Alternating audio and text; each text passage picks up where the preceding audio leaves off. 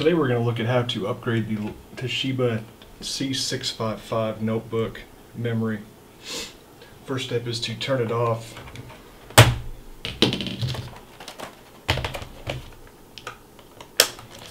Remove the battery from the unit. Set that aside. You need to remove this small cover right here.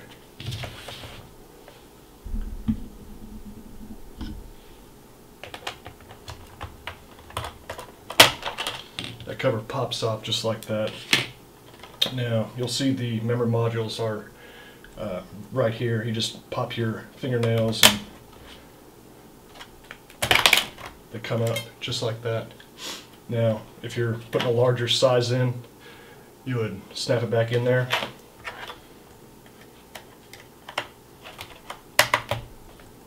Make sure it's snug all the way in and push it down to lock it in. Once that's in, put the cover back on.